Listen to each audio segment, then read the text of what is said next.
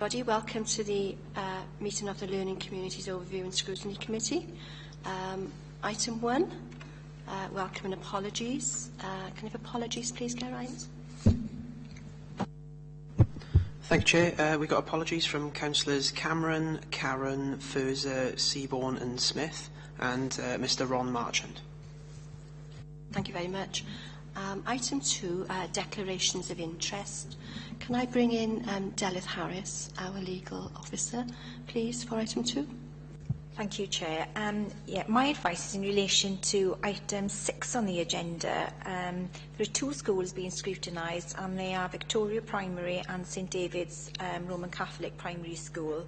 So my advice to members is if you're a governor of either of those schools, or if you or a close personal associate works or attends those schools, then I would advise that you declare a personal interest. It's not prejudicial, so that doesn't affect your ability to participate in the discussions. Thank you, Chair. Okay, does anybody need to make any declarations? Councillor Brooks? My niece attends that school. St David's, I should say. Lisa's daughter. Yeah, my wife is the head teacher of St David's, along with Woodlands.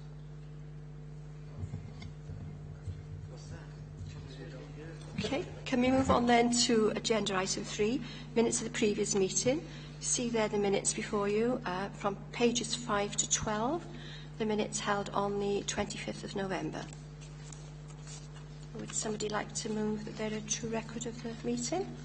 Thank you very much. Item 4, action sheet, page 13 and 14 there. Would you agree that the actions have all been completed? Any actions outstanding?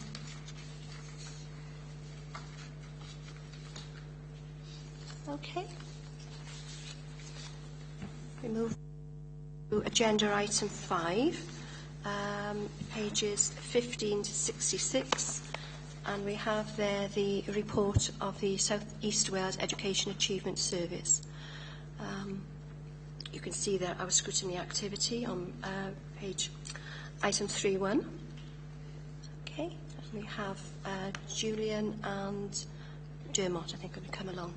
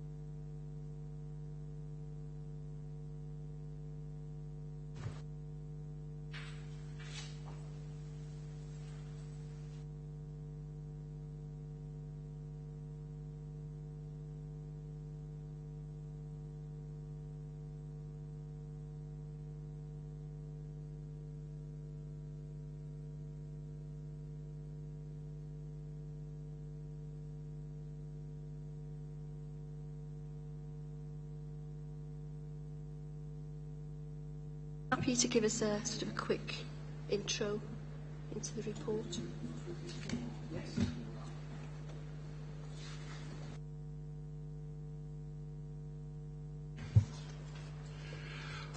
Right, good afternoon, councillors and head teachers and other scrutiny board members. Purpose around the business plan is obviously to look at it from the point of view that it's the sort of the commissioning document on behalf of the 5 local authorities who come under the remit or the region of the EAS. And as such, therefore, it should outline the priorities and the developments and the self-evaluation, if you like, of what we intend or how we intend to support the 5 local authorities in taking them forward between 2016 and 2019. The issue, and I suppose it is an issue, is the fact that it's come right in the middle of the process for consultation.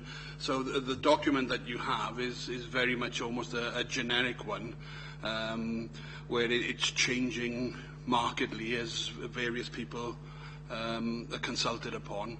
But it does outline the main areas of approach for support, and it does outline the focus of the particular specific issues for the region, and then in terms of Torfaen as a discrete local authority, that would actually be covered then in the local authority annex, which is a document, again, it's in the process, and I think it may have been sent out this afternoon, in fact, to Dermot, actually outlining the bespoke levels of support and what's in the core. So in terms of the report that was presented for this committee, 4.1, as I said, 2.1 is the purpose of the report. 4.1 covers it as a commissioning document, and it is very much a first draft. And currently finalising details for the final draft, and by the end of this week. And obviously any comments made today will be fed back by myself into the consultation process. And I'd like to say something a little bit more. This year the EAS is trying to work far more closely with the 5 local authorities to amend its consultation process and the planning process to bring it more in line with local authority planning processes, because the two have been sort of disjointed up until this year. We recognise that was needed to be done, and we've made strides to that this year, but we also recognise that it's still work in progress and further alignment is needed.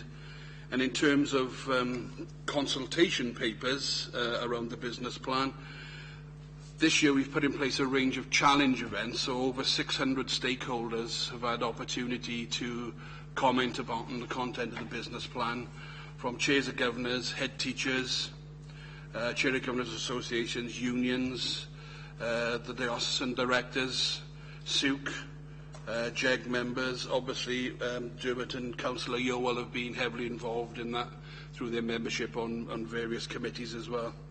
And where we are in the process is today papers are actually going towards JEG draft, but we are looking towards the end of the month now where the final draft will be in place, and with detailed service plans as well, and will come out to sort of local authority cabinets with the specific annexes in place.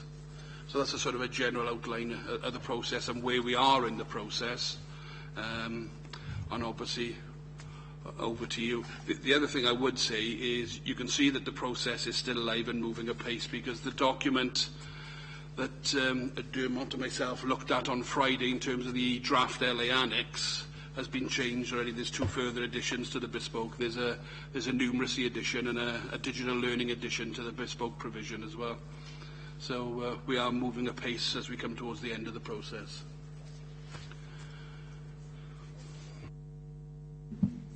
Anybody, any questions or anybody like to start? Just one. In regarding the consultation, will there be any joined up thinking in regarding the 5 authorities? I know we are discussing it today and scrutinising it today as an authority, but will there be an opportunity for all of the 5 authorities to come together, if you like, to discuss it as a whole? I think that's the function of JEG, particularly, that's coming up. So the 5 exec members for education will get the full report, have a look at what the core offer is. And I suppose one of the things just to stress is some of the issues that we've raised in this committee in the past around quality assurance, around looking at what we're getting for our money in terms of what's in the core entitlement, has obviously changed quite considerably over the last 3 years. We've seen something like, I think, a 38% reduction in the funding that we put into the EAS. But if you look at what's in the core offer of the business case, you'll see that we're still getting a lot out of that. That really reflects many of the discussions we have. So you'll see written throughout that core business plan a very strong tie-in around teacher assessment and making sure that there's good line up then with national test outcomes, for example.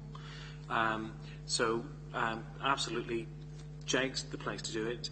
I think you'll see, as I say, if we go through this in some detail, quite a bit of what we've discussed before. And going forward, directors are working with JEG as well to look at how we can establish a number of subgroups across the 5 local authorities one on school improvement, there is one on ILN, one on HR, one on finance, one on 21st century schools, that will provide a vehicle to start the planning process for the next iteration of this much, much sooner. So I'd imagine that we'll be in some of those early discussions really by the end of the summer term and going into the autumn when budget build happens.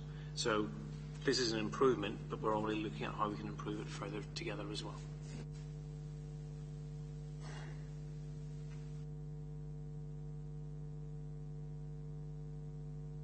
Can we start on school standards then? Is there an underlying reason why some schools have slipped backwards, not improved? And why are some of these schools coasting?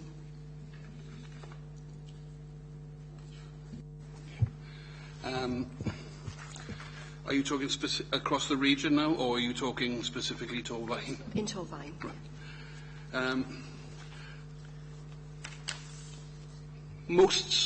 In most instances, standards are actually going up. If you look at the data across the piece since 2012, it's a little bit more difficult to judge at Key Stage 2, obviously in Key Stage 3 with the teacher assessment, because Torfaen took the decision to, if you like, realign the teacher assessment more akin with national test outcomes. But if you look in terms of the number of schools going into ESTIN categories or coming out of ESTIN categories, if you look at the progress in categorisation, the majority of schools are making progress. In the minority of schools which are not making progress, it basically comes down to quality of teaching and learning and quality of leadership, and the school engaging in those programmes and the support. Now, of course, with some of the support which is part of the core is delivered by us, but schools, being sort of autonomous organisations, can also broker in support from other agencies as well. But basically, it comes down to the quality of teaching and learning in the school, and raising that, and obviously the quality of leadership to ensure that that happens and to broker the appropriate support. The vast majority of schools in Torfaen are doing that and are moving forward, and there are clear signs in progress. We have some. I think we've got 3 primary schools, for instance, who have remained in amber now for the second year, and we are acutely aware of the reasons behind that, and the support for those particular schools are clearly outlined in the support plan for those. And we do have the monthly EIB meetings now, the Education Improvement Board meetings, which we've introduced this year with amber schools, which the local authority representative attend, and myself and the challenge advisor, to discuss progress towards the targets contained in those plans. So it's not a one fix fits all. It's each school has its own unique set of issues, whether it ranges from FSM and deprivation levels to SEN, or sometimes it's simply staffing and recruitment levels. Questions? Councillor? Yeah, just because just to clarify on the colours, it's based on just from my own thing, it's based on a 3-year period, isn't it? That we work on over the 3-year. It's based on how they've done over a 3-year period, which sort of helps us of a levelling thing. That because I know it's a thing that we discussed at both here and also school governing bodies, that if, say, a particular school has a particularly good cohort, or a particular school has doesn't have a not so good cohort, it might how it influences if there were just 1-year figures, whereas if it's 3-year, there might be more of a general, which I think that does help this system. The step 1 is based on the 3-year figures. Obviously, the step 2 outcomes with categorisation is a snapshot of that school in time in terms of the leadership and the quality of teaching and learning. And you're absolutely right in terms of how it tends to even out over the 3-year period. I think schools, though, where you have very small FSM populations are sometimes at the mercy purely of those small number of children. If you can have a year group where a small number, and I will use the word lucky, that year that the children just happened to be more able or from reasonably stable family backgrounds. The expectation would be in line with, non-FSM pupils. Other times, they come from socially disadvantaged backgrounds, have an absolute plethora of social issues which they're dealing with the family outside school, and despite every best effort of that school, sometimes, it's beyond the control, which is the unfortunate case in some things, and it doesn't always recognise that. But that's where at least you can take that into account in step 2 through the quality of the leadership in the school and so on. Mr. Coulty, sorry. The thing will stretch back, but I hope you can hear me still. I would urge councillors to be a little bit cautious about using inflammatory terms like coasting, just because a school appears to have stabilised. Unfortunately, with the categorisation process, it recognises the progress that the school has made from a starting point. And if I illustrate using my school, 4 years ago our performance was down in the mid-50s and we moved to above 70. And it's not through coasting that we've kept it above 70, it's through pedalling like mad, and the effort that we're putting in is huge. If we did coast, we'd go back to mid-50s. But if the picture you've got is that we've remained at plus 70 for 3 years, and where coasting is an issue for you, then perhaps you need to understand a little bit more about the process. Last year, we were in a position where that start point of 55 was recorded, and we got a very, very high score. This year, our start point was above 70, and we've remained above 70 for 3 years, and we've had a hit in relation to free school meals. One child missed maths in my school, who was a free school meals child, who moved out of home we didn't realise this at the time, but was living on her sister's floor for the last 2 months, and she missed maths by 1 mark. And I think that, in terms of pure data, cost us between being green or yellow. Now, I think you do need, I think it's appropriate you ask the question, but I think it's also appropriate you understand how the bands are awarded or the categories are awarded and what the implications are. Right. Could I just add to that in terms of a primary perspective, just for councillors to understand also that the process is based on a weighting system as well, whereby your most recent set of results is weighted 3 times, and last year's result 2 times, and 2 years ago just multiplied by 1. So there is an emphasis on the most recent set of results, and clearly you're going to get disparities in groups of children coming through the school. Might have stronger year groups than other year groups.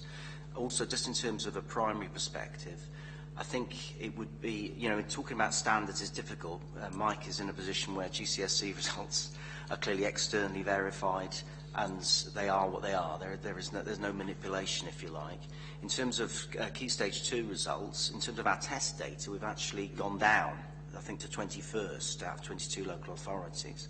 So there is an argument to say here that the standards, I shouldn't really be saying this as a primary head teacher, but there could be an argument to say that the standards have actually gone down in primary. I've raised this with the EAS, because the EAS, to their credit, have established a group whereby the primary and secondary chairs from the 5 local authorities are being asked to an ongoing series of meetings to set agendas. But I think overall, assessment and teacher assessment is still very much open to question. And secondary college will share this as well. I mean, in effect, the local authority, or the primary schools in the local authority, almost chose, if you will, to go back down to 21st in terms of their teacher assessment. So it's not a model which I think is particularly robust. And I'm encouraging the local authority and the EAS to put into place a more robust model. In fact, we're working along with Sharon and Derma. But I think the other local authorities are behind us, and I do think it's something that should be taken on a regional, if not national level, frankly, in order that we can establish how well schools are doing. Because I do think it's still open to question. Yes, Chair, because in the reports, I picked up on page 30 in the report, when we're talking about the regional challenges, and it's saying, and it comes out and says, there is too much variance in the consistency and rigour of teacher assessment across schools. I mean, in the, as at page 30 and under section 5. And the thing is that again, are we talking? There are we talking right across the region of all the different authorities? Because I've had informal discussions with teachers in secondary schools in another authority, not this one, but part of EAS, and saying about the children that are coming from primary into secondary based on teacher assessment, and she and her colleagues have said, no way, are these children what they say they are in teacher assessment? So would you say this is something which needs to be attacked right across the board?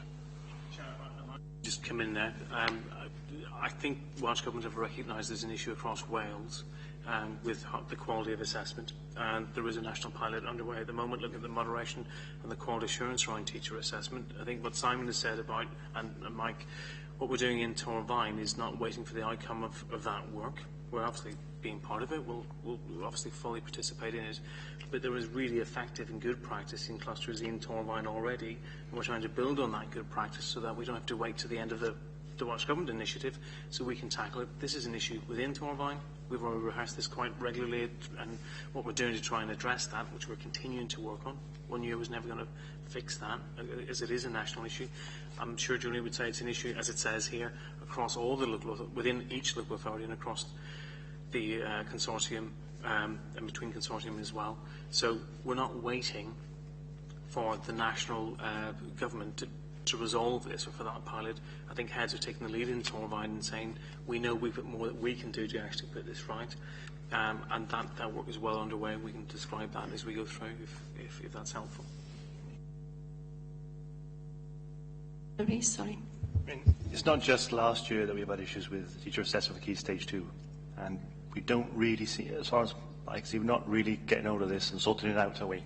And perhaps we need to have a bit more emphasis on getting it done. Would you agree with that?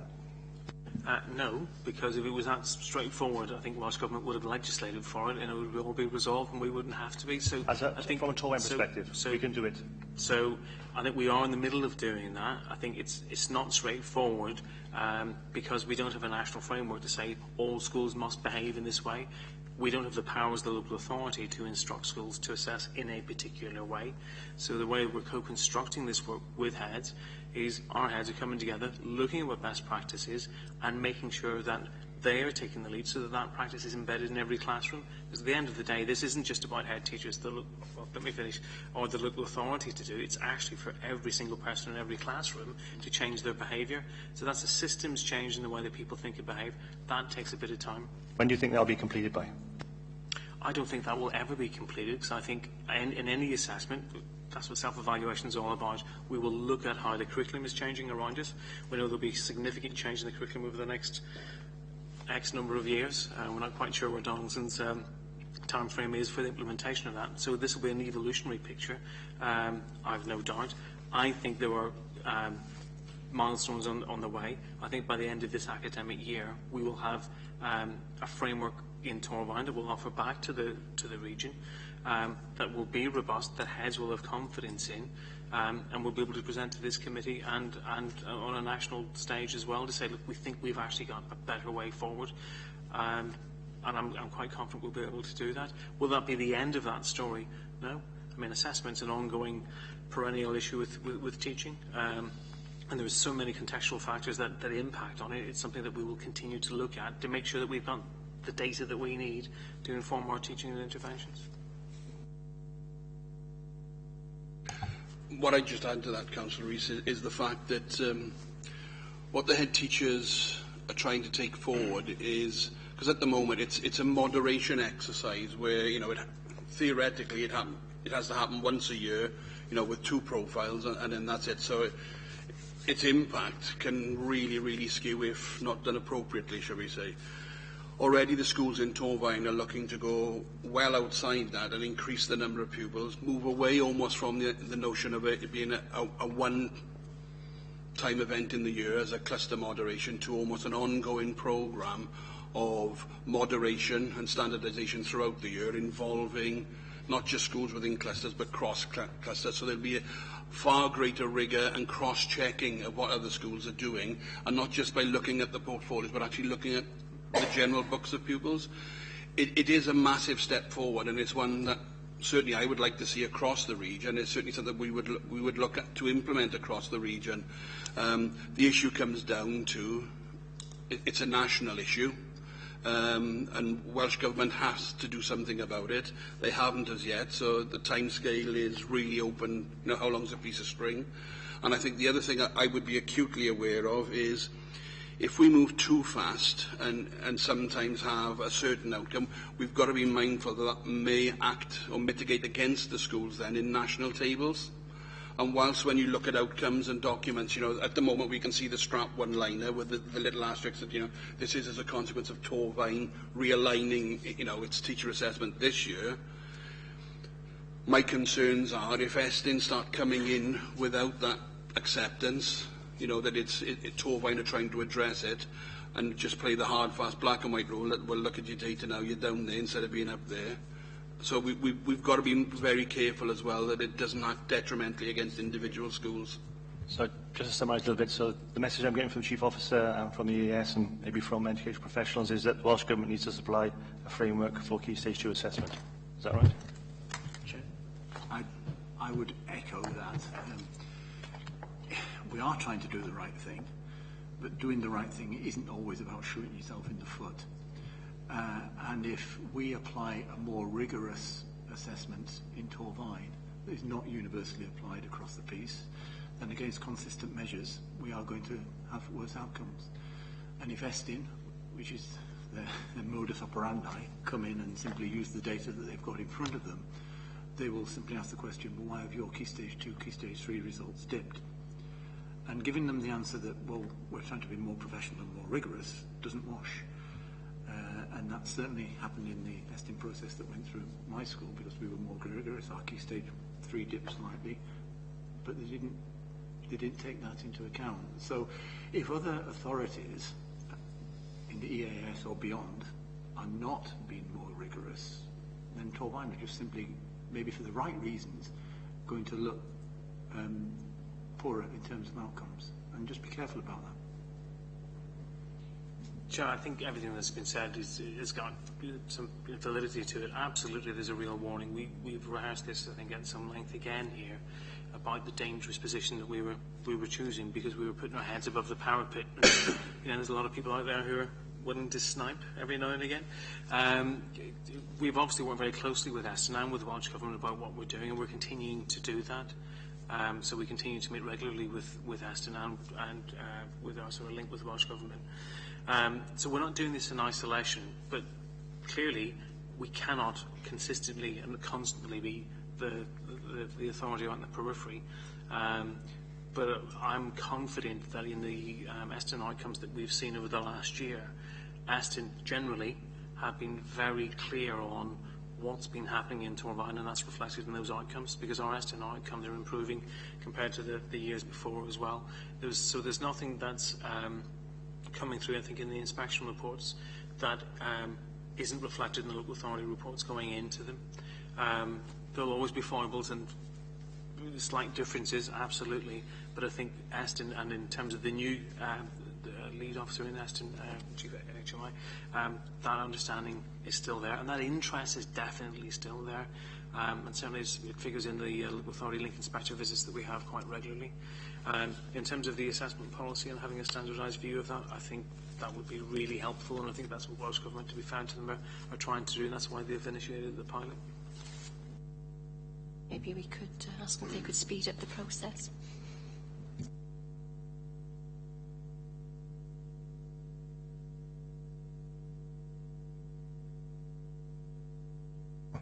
Or could we ask about the second question, this about the closing the gap? Because can we ask about the closing the gap champion, as in who is it and what do they do and so forth? And I said, is sometimes that we end up that by trying to improve standard for the vulnerable groups, that we look at, that it's easy to lose sight of those in other places, particularly those at the top.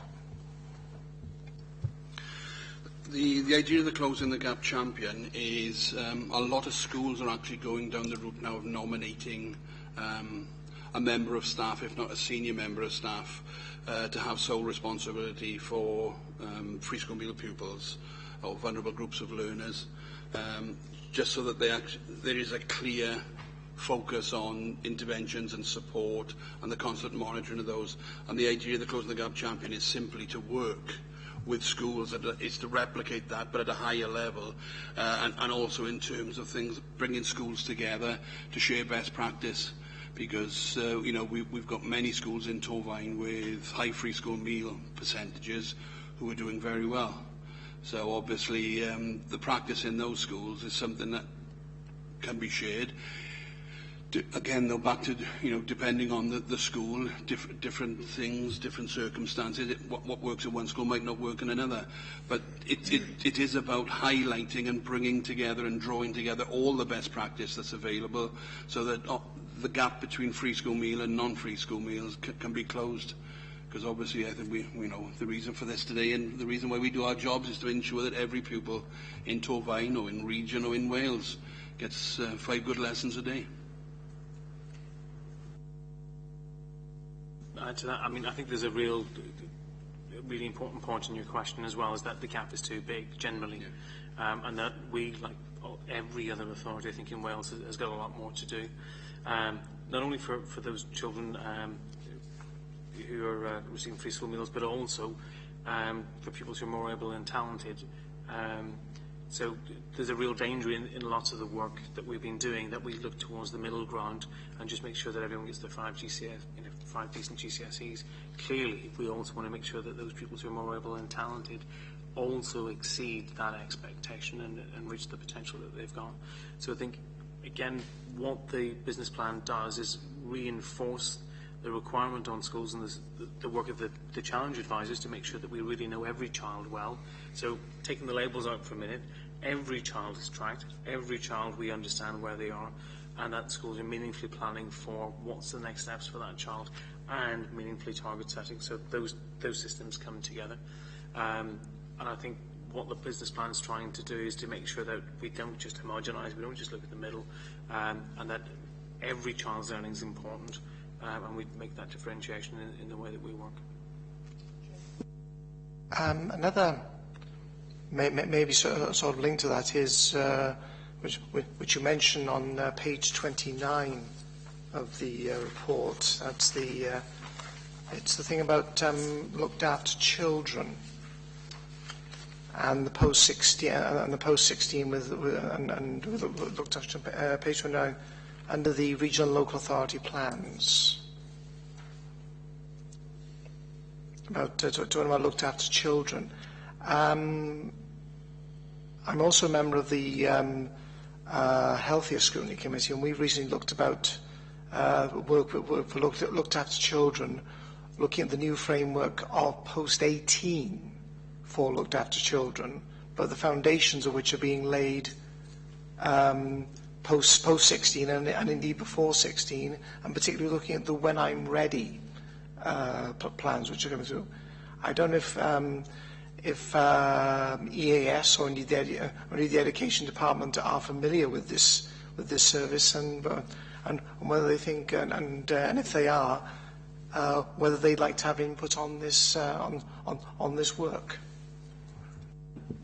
One of the things, just to sort of report to committee, is that the EAS seconded an officer from Torfaen recently to help coordinate all the looked after children work across the region, in terms of, at least in respect of, not all of the work, but in respect of the pupil deprivation lack funding. So that's Donna Lewis, who works in the education service here. Donna is coordinating that work then across the region on behalf of the EAS, and links very closely with social care here. So I think that's quite early. It's only the first sort of month or two of its work. And those plans are now coming together. Absolutely, we'd expect to see those things tying up, because NEETS is obviously mentioned in the same paragraph there. So in terms of the youth progression framework and that work around looked after children, whether it sit in social care legislation or in education legislation. Those are our children, and Donna works very closely with social care here.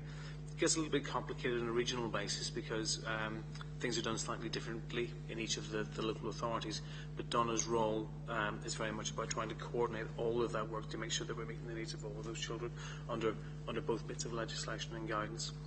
So, Chair, it might be one of those things that we look at later in the year, for instance, about how that work is being coordinated on a regional and local basis, so we can try and answer that in a bit more detail in either committee. Yeah. Okay. Any other questions? Councillor Rees, sorry. As I'm sure we're all aware, the Future Generations Act will be coming into force on April the 1st of this year. And I'm just wondering, where is the legislative footprint of that Act in this business plan? I could be smug and say all over it, of course. In the sense, is there a hook that links directly to it? The answer is no, but clearly we would say that what the intended aim of this plan is to make sure that we have the most effective school improvement services that will equip all of our learners and future adults and citizens across the region to be able to play full roles in society and have meaningful lives that are productive. So in that sense, clearly, this fits in with the Future Generations work in terms of making sure that we've got a really well equipped and qualified citizenship. Do we have a direct link in terms of how this fits into local plans? The answer is no, because that work is now underway in terms of, I think, each of the local authorities looking at how they're going to put into place their own plans. So I can see how this is going to fit. I can see where it's going to fit, but at the moment, that work is, I think, embryonic, to be fair, across the region. So, but clearly this is part of our anti-poverty plans, part of Future Generations plans. It fits at the heart of how we make sure that young people are equipped to become fulfilled and meaningful members of society going forward. So, just to add to that, one of the things that maybe would be another hook going forward, and I mentioned it earlier, is that we are looking to bring together across the 5 authorities senior officers in a number of different areas, so ALN and 21st Century Schools, finance, HR, school improvement, and that would be part of the remit as well. It's not just to look at, they're just in the process of starting to pull together their action plans on a regional basis of things that we need to achieve together. But clearly, as the implications of legislation come through, that will also be a really useful framework to look at how we plan together, not just for 1 or 2 years, but for 20 or 30 years as well.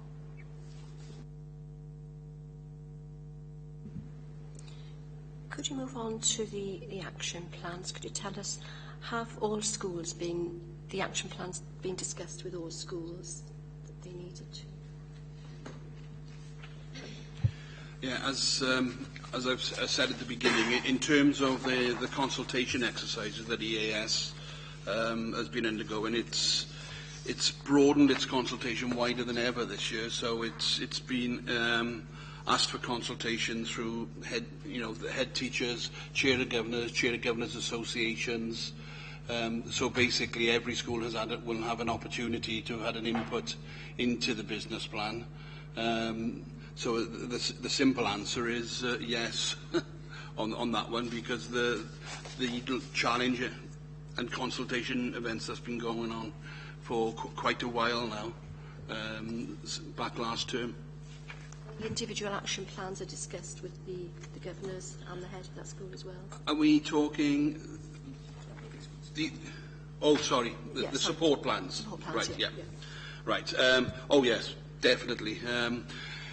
With any school which is red, basically it's a formal intervention plan, and that actually has to be signed off by head teacher, chair of governors, principal challenge advisor and the local authority. And those then are monitored through the Schools Cause and Concern Committee meetings. The amber plans then are the support plans, and likewise they have to be signed off by the head. They are reported and presented to the governing bodies.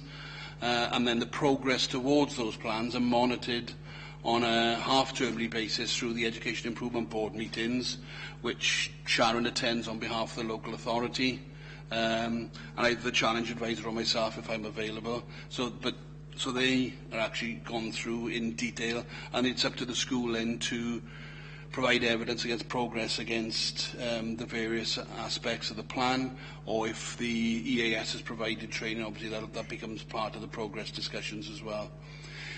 A new thing for this year as well was we introduced bespoke support plans for yellow schools, because yellow are considered to be, the better performing if you look at it nationally, although it shouldn't be viewed like that. It's in terms of support, it should be viewed. But obviously there's a marked difference between a school that just creeps into the yellow to a school that's just off a green. So for all yellow schools this year as well, we have put in place a bespoke support plan, which can be very, very brief, or can be quite detailed and including very specific development opportunities. But again, they're signed off with the governing bodies and with head teachers. With that then, so if you had a red school or an amber school, how long would you say they had to be in those bands before you'd expect them to move on? Right. What would be the ideal time? Unfortunately, there is, with Eston, it's quite clear, because with Eston, it was until this year, but if you were in an improvement, say Eston monitoring, then the Eston regulations up until this year were that if you had the monitoring visit and you hadn't made the desired progress, you'd then move down into significant improvement. They've now brought in this year that a school can remain in Eston monitoring for a further 12 months if it hasn't made sufficient progress. But unfortunately, with the national categorisation, there is no framework or guidance at all. And interestingly, this is something that we have had a conversation with both Sharon and Dermot, is the fact that, if a school is amber, we need to clearly demonstrate that that school is making progress. But how long should a school be allowed to stay in that one category before, it's considered not to be making progress at the sufficient rate? Actually, how long? Yes. So, can I come in there? I mean, one of the things that works against, but one of the things to understand with the national model, apart from the fact that it hasn't answered that question for us, but I suspect the reason why it hasn't is that we've got a spectrum of performance across all schools, and we've chunked them into 4 groups, and we've colour-coded them. So you can have 2 schools in amber who are performing very differently. So, because it's too blunt a tool to say that, amber means exactly this. So within one category of support, so that's what it's meant to be for, not about just looking at overall performance, what support does that school need? You could have schools behaving in very different ways and having very different requirements and having different rates of progress. So this still comes back to a discussion based on what we know of the school, how the school are engaging with the support they've got, and then looking at a really clear view of what their progress is based on good, clean data, as it were. So data we have confidence in. So I'm still of the view that it would still be helpful to have some guidelines as part of the national model to say typically most schools would be expected to progress from one category or out of a category after a defined period. Although Eston obviously have confused that slightly or extended the period from the one I thought might be appropriate. But there will always be caveats on that. So I don't think that's clear. That's something we're talking about at the regional level, and I have no doubt it will be part of the national discussion as well. Because otherwise, for me, we've got, I think it's 3 or 4 schools who've been amber. This will be their 2nd year, and it doesn't feel comfortable because we've got a role in terms of statutory intervention where we think the school isn't progressing quickly enough. For me, if those schools were in that category at the end of this year and we weren't seeing progress, albeit within that category, I'd have a significant concern. And that's the discussion we're having now about, okay, so what do we think that would look like? And how we share that with the schools so they know that too, and that they're part of that discussion, because they know there shouldn't be any surprises.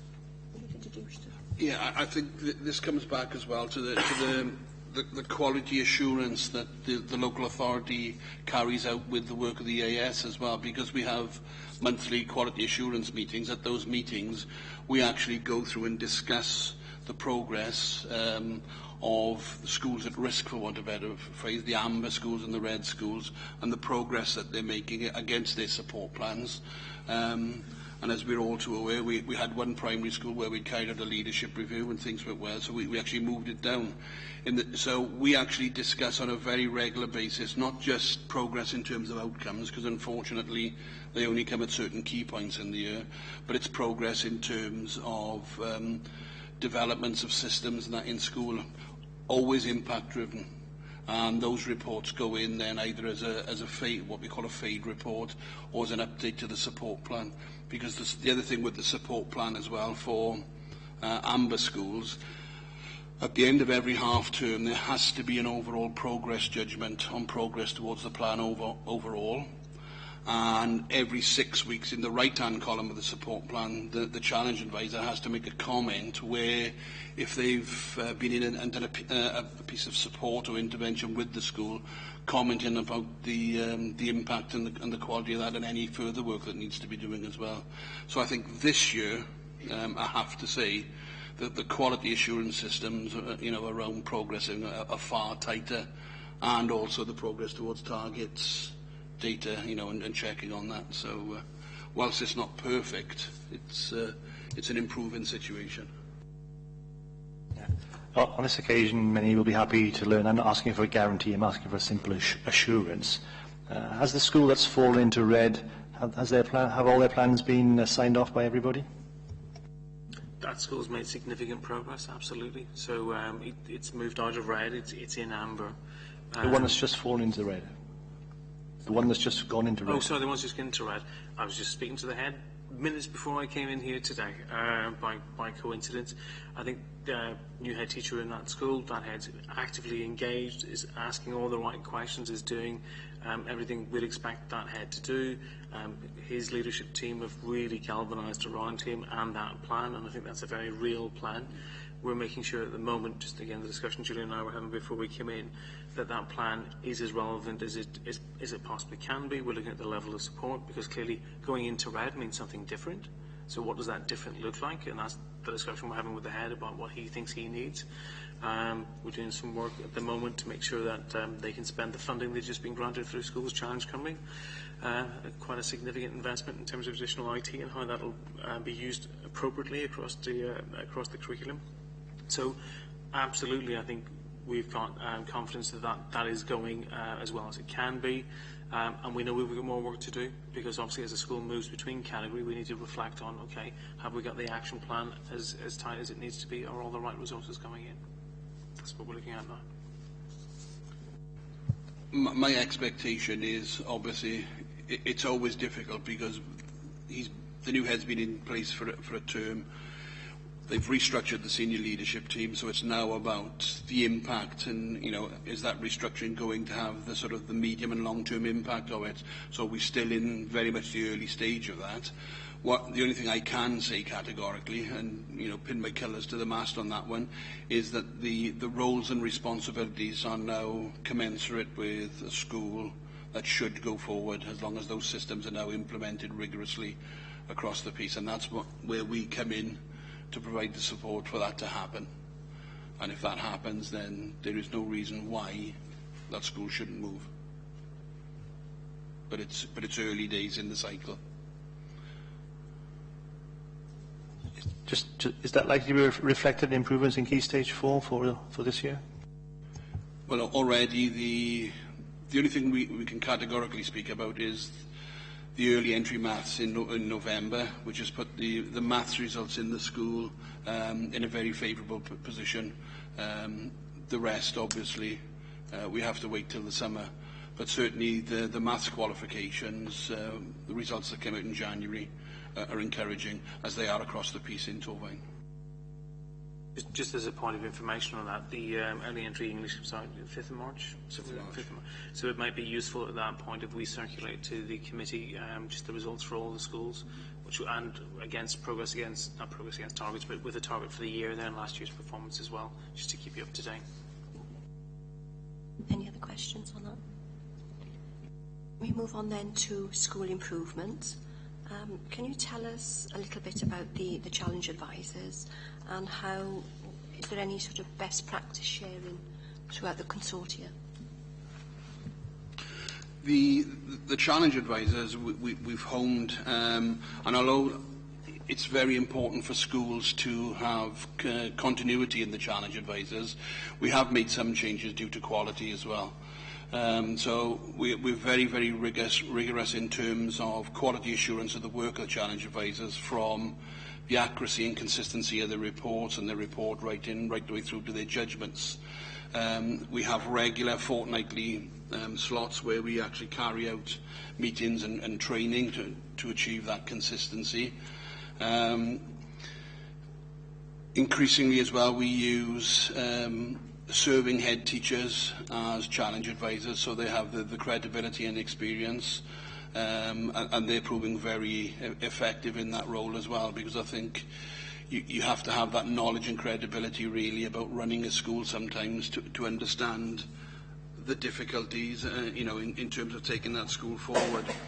So I think this, over the last 12 months, there's been a real drive to improve the consistency of the performance of the challenge advisors, to ensure that the judgments that they make around the school and the level of support. And we encourage as well, now there's a lot more joint challenge advisor support visits going on. Obviously, one, to share best practice, but two, to utilise the expertise more of the challenge advisor team. So, this was brought to my attention regarding page 28, where it says all challenge advisors are performing to at least a satisfactory standard, with most, not all, judged to be good and better. The fact that schools are calling in for support, if you like, if I was a head teacher asking for support, I would want the best. It's as simple as that, and not necessarily a challenge advisor who's just satisfactory, if you like. And for me, the question I would like expanded upon is basically what and who makes a good challenge advisor to begin with. I know you've mentioned the heads, if like former heads, but they're not all former heads, and so apart from heads, who else makes to be a good challenge advisor? Historically, when the consortia were first set up, and I'll talk about Central South because I did a little bit of work for Central South before working with the EAS while I was still a head in Cardiff. What tended to happen in quite a lot of consortia was that when they were set up, it was purely a migration point for any advisors or residual advisory service members from when the local authorities who made up the consortia. So a lot of them just drifted across into that role to basically fill the allocation so that schools could be covered. That's a totally unacceptable position, because I agree with everything that you said. You know, if a school is to be challenged and supported, they need the best quality. That situation now has changed markedly, to the point where now, certainly with EAS, they're either senior leadership experience, ex-heads or serving head teachers. Being a head teacher doesn't necessarily make you a good challenge advisor either, so we need to put that caveat on there. And we have very, very stringent quality assurance processes. That's why, for instance, I was in Pentagon this morning. We have monthly one-to-one meetings with the challenge advisors where we discuss their work in the schools, the principal challenge advisor. So I will meet with all my Torvine challenge advisors. We then have PDRs, which is actual performance management against criteria. So it's exactly the same as it is in school with your teaching staff. You know, they have performance management criteria, they're regularly monitored against them, they have regular meetings about their performance, and if their performance is not good enough, we put training packages in, and I can tell you now that we currently have, not in this authority, but one challenge advisor actually on a capability. So it's very similar processes to a school, where, you know, if the challenge advisor is not performing to the required level, and we do have, just as leadership standards for Wales, for schools, for teachers, there are Welsh Government leadership standards for challenge advisors as well, and that's what their performance is measured against. So there are very rigorous quality assurance checks about the quality of challenge advisors within the EAS. Can I ask Well, Simon? I am. Vic, sorry. I am a challenge advisor for the EAS and a serving head teacher, so I thought I might shed some light on this perhaps. First of all, I think there are some issues whereby there's a mismatch between the skills and experience of the challenge advisors and the relevant school. Sometimes they've worked in different phases, or sometimes they've had no leadership experience. But that's you know, within any organisation you're going to get people that are better than others, if you like. I think I'd also just like to share that ultimately the school improvement plan and the accountability sits with the head teacher. So when I go in terms of my role as a challenge advisor, I'm looking at what they are doing to improve. You know, the notion that you're going to get somebody parachuted in externally who's going to somehow raise standards within that school because they have some fantastic ideas, it's a crazy one. It's a very complex dynamic school planning and involves the whole senior leadership team. I'm a primary school, there's 500 children, there's 50 staff. You can't expect somebody to go in externally once every couple of months and have a massive impact in terms of support, if you will. Really, it is down to the school themselves. I see my role very much as a supportive role of the school that I support, and one where I can perhaps share some of my ideas and support the head teacher and just be like a bit of a check and a balance to them. But the notion that challenge advisors, myself included, will somehow increase the standards across the piece is not right, frankly. We need to look at systems and structures and the current staffing of schools. They're the people that will raise standards within the school. There is a role for an external person like myself to come in. What I would say, who would I like to be my challenge advisor, would be a current serving head teacher. And if I think you've got schools that are struggling, then a successful head teacher, I would benefit from somebody like that coming to my school in order that they can cast their eye over my school improvement plan, perhaps do some joint observations with myself, somebody that can almost be like a support to me. Now, that's not always the case. That's certainly the role I've kind of taken on for myself, because it's a bit of a strange role in as much as you are challenging a school and you're also supporting them. Because you're giving me the impression you're more of a mentor, if you like, at the end of the day, as opposed to a challenger, if you like. Yeah, the school that I work with is a Newport school. It's a complex place. And I don't have, my role as a challenge advisor, I couldn't possibly get beneath the skin. That's why you employ head teachers to do that job, frankly. But what I can do is I can work alongside of the current head teacher and senior leadership team. I can look at their results, I can look at their target setting. But in terms of things that I can do for them personally, I can suggest brokerage from EAS, but frankly, it's their school and they have to sort it out. The responsibility sits with them. I think, in terms of the overall picture of raising standards, is about raising accountability. Just to reinforce the point, I think it's a good model, but it's only as good as the people within it. And I personally would like a current serving head teacher to be my challenge advisor, because I think that would benefit my school.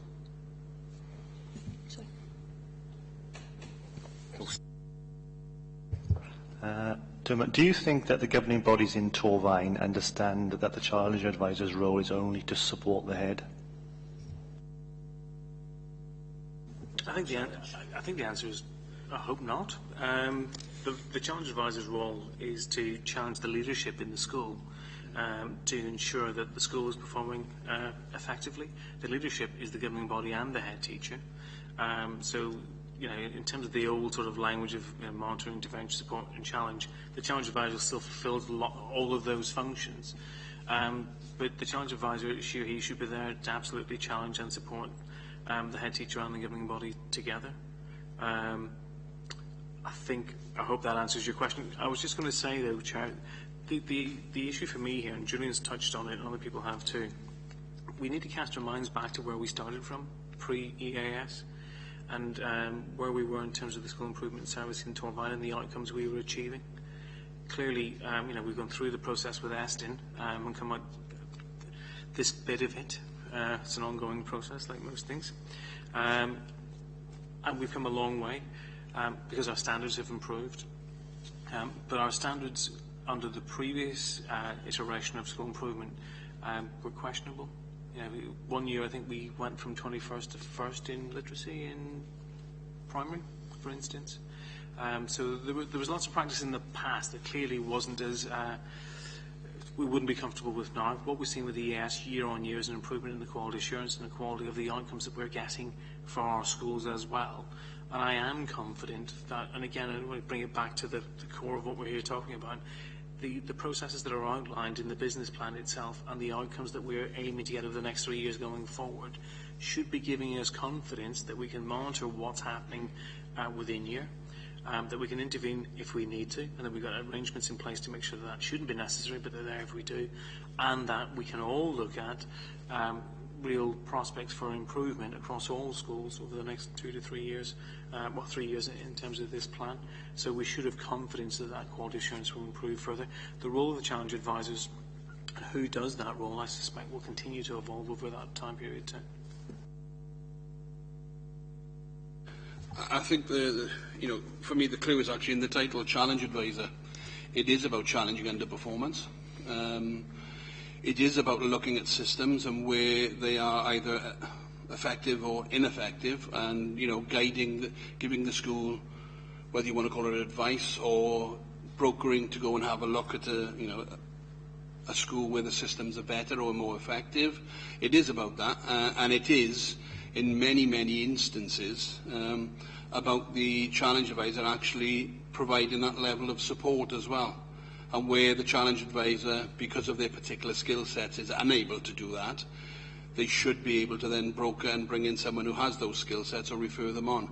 And this may sound strange, if the best support is not an EAS programme, then we should not be recommending it. This is about school improvement. We provide an awful lot of good things, yes, I accept.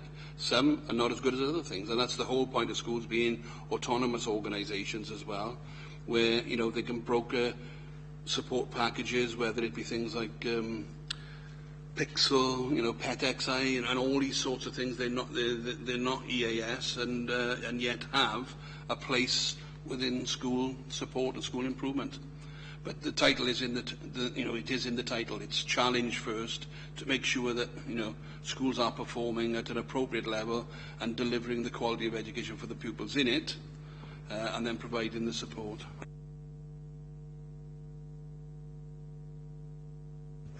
Yes, Chair.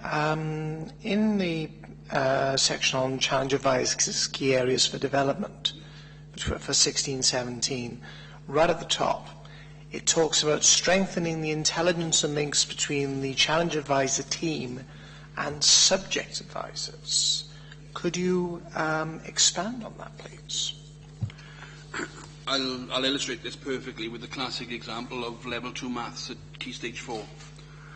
What we were finding, the challenge advisor part of the company had the responsibility, if you like, for working with schools once the schools had set their targets for future performance, of then sort of checking them were they appropriate to the level of the pupils' previous performance, and so on and so on.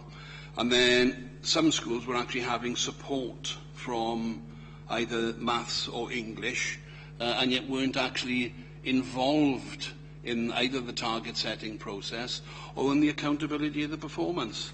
Because, if I'm coming to you as a maths teacher and supporting you, and then you fail your maths, it seems ludicrous that you don't come back to me and say, well, what went wrong? Instead of go back to Dermot, well, that's Dermot. So what we've done this year, and that is actually in place now, is the challenge advisor element of the company was always very, very strong on quality assurance and consistency in terms of report writing.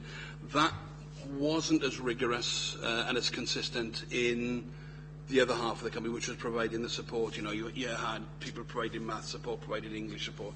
Now it's a real joined-up approach. Everything is consistent in terms of the way reports are written across the piece. When we set targets now, we actually confer if the school is having maths or English support, we will involve the maths or English member of the team to say, look, these are the targets that we've set. You're in this school more than we are working with the maths department. Do you agree that these targets are a reasonable reflection of where they should be? So that's what that's referring to, and that's actually in place, and that has actually happened this year with the Key Stage 4 targets, and in fact what will be available very shortly is for all the secondary schools, the progress towards targets data has actually been interrogated and a fate form produced in terms of challenge whether the progress is appropriate or so on, and based updated on, for instance, like we've already mentioned the maths results already and what impact that has had. So that's what that's referring to. It's about making sure that the two halves of the company are actually singing from the same hymn sheet and, you know, are joined up in terms of quality assurance. Chair, could I ask our two head teachers what their reaction is to what they just heard on this? Challenge, from my experience, yes. The capacity of the EAS to necessarily support, I find it less strong. I have joined the Pixel Group. The Pixel Group across Wales made a 5% improvement, national 5.7%, significantly higher than the schools Challenge Cymru in their level 2s. And I work as a Pixel associate advising 2 or 3 other schools. And the materials available within that group, I think, are moving schools on. I know the school in your red category is a member of the Pixel Group, and he's already used a number of the strategies successfully, and I think that was probably helpful in his November early entry. And yes, the advisors point us in the direction of those groups, not necessarily, but within the EA structure. I don't think that exists. So we go outside for support, and I mean, this is a group essentially that was set up in England 6 years ago, but its track record of moving schools forward is significant.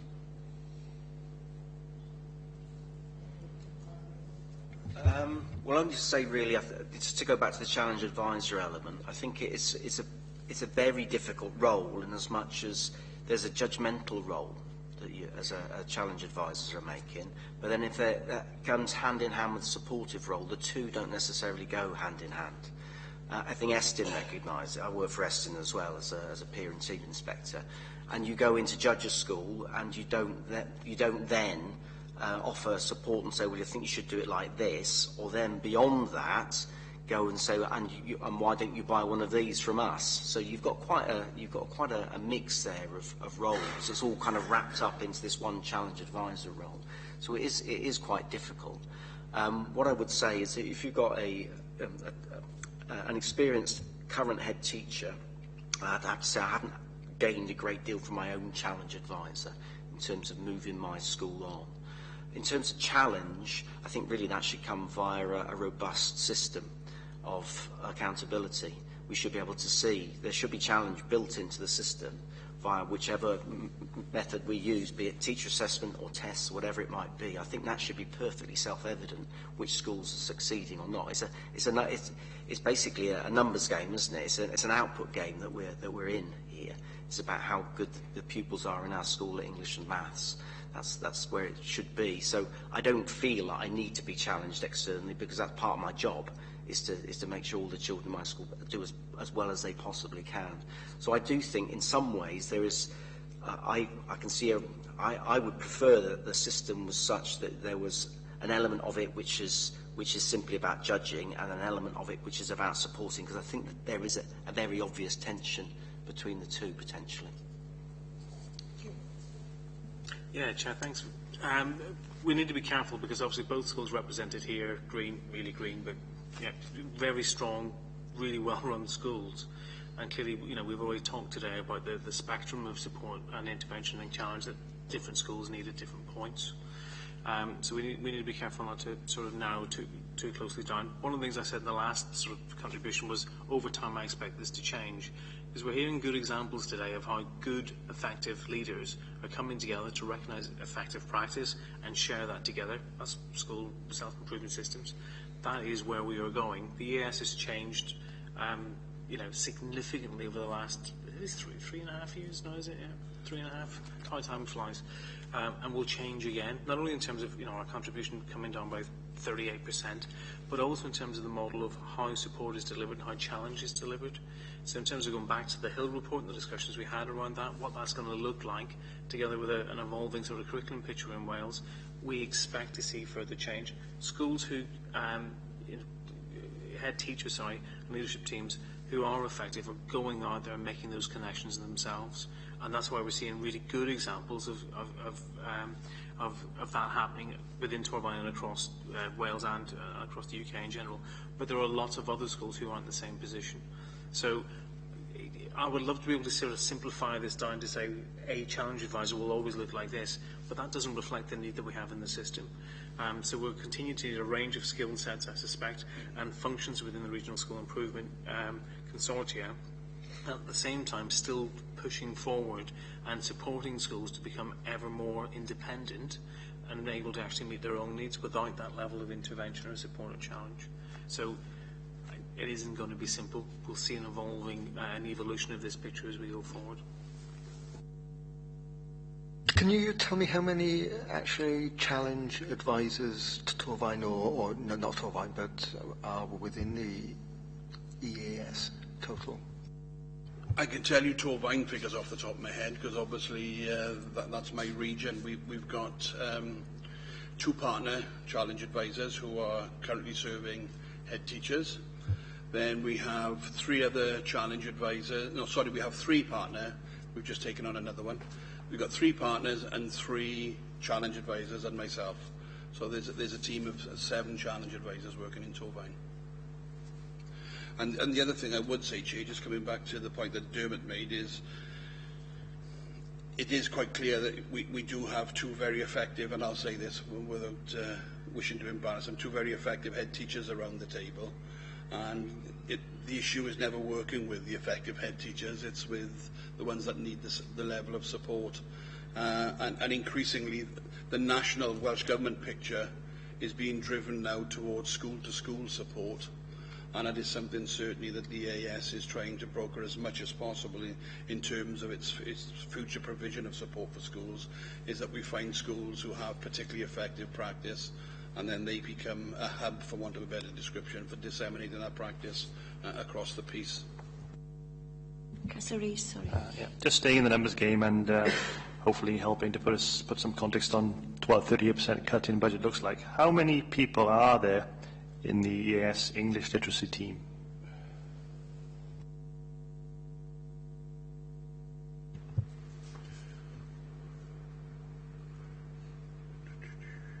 Probably around 4 or 5. I was going to say to the nearest 100, but 4 or 5 does suggest that there's not that many for quite a big priority that we're trying to fulfil. Well, basically, the reason for that is we broker school-to-school support. So as a school, we've got the WAVE projects, for instance, in maths and English at Key Stage 4, which have been going on, and one which, if you've read the draft business annex, the reading scheme for primary schools coming on. The idea is that we develop hub schools in the WAVE 1, and then they will be part then of the process of disseminating that out to other schools and responsible for the training with input from and quality assurance from the EAS. Because quite often it's better to, as Simon was referring to earlier on, you know, it's talking to other head teachers, well, talking to other heads of English or other heads of maths quite often. So going on to the future then, do you see the role of the EAS as becoming sort of a certified assurance body for schools to procure support from outside bodies? I think there's an element, there will inevitably be an element of that, but there will always be something new to develop. You know, we've got all the new qualifications coming in now, for instance, so there's always an element that, unfortunately, education is a sea of change.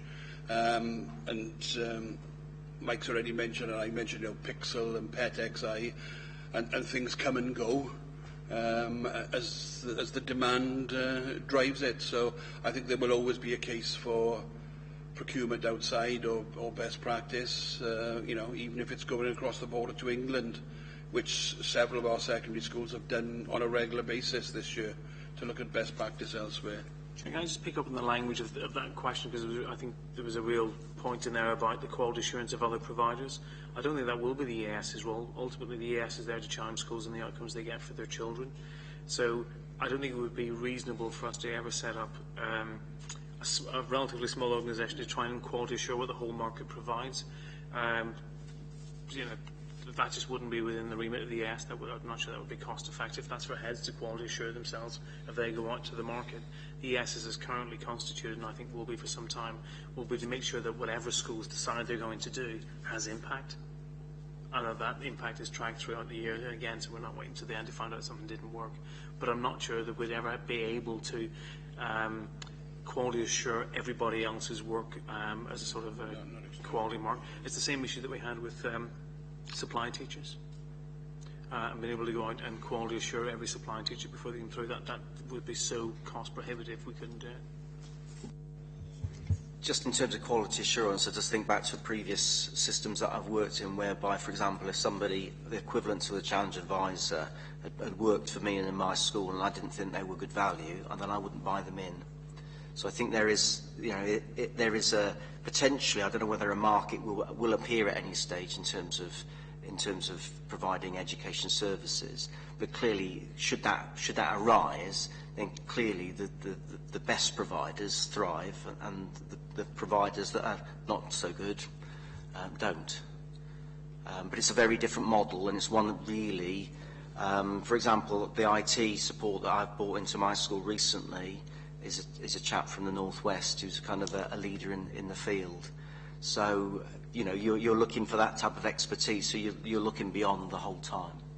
But there's a wider point there. Questions? Yeah, just looking at the local authority specific annex, is there any particular reason why the secondary schools resources are allocated in pound sterling and the primary schools aren't? Yeah, that's the initial draft. The final draft that's coming out is you'll see the secondary schools. The Schools Challenge Cymru, it's changed from pound sterling to 25 days. So there's a consistency there. So, those plans were lifted just from the AIB plans that were in place. So we had a request to provide a document for this meeting, so as I said, even that has changed to the one that's currently in existence. Can I ask, are there any plans to provide some extra support for science in schools? That's something we picked up as one of our sort of schools monitoring visits, and that would be useful. If you look in there, one of the sections in there is to provide additional support for non-core subjects. In terms of Key Stage 4 science, there's a lot of work going on already, obviously, because we've got the new qualifications coming in with science, and we're moving away from the BTEC back to double science.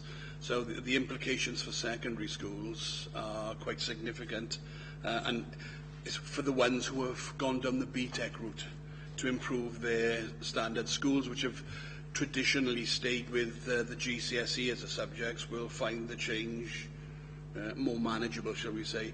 In terms of the primary one, because that was St David's Primary where it was raised, I have raised that and sent the response in from Dr. Palmer. What we are looking to do is provide additional input where schools require it.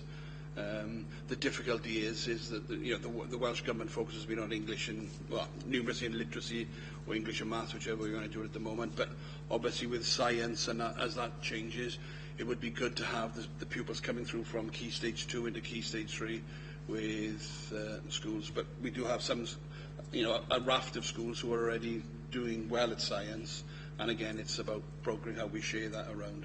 But it is contained in the business plan as a development item. Any other questions, members? Cousin? Yes, regarding the allocation of resources, again, there's some which are put down in half days as well. How do we allocate half days, or basically how is a half day determined as opposed to a full day? Basically, the challenge advisor has an 8-hour working day, so if they're in a school for 4 hours, it's a half day.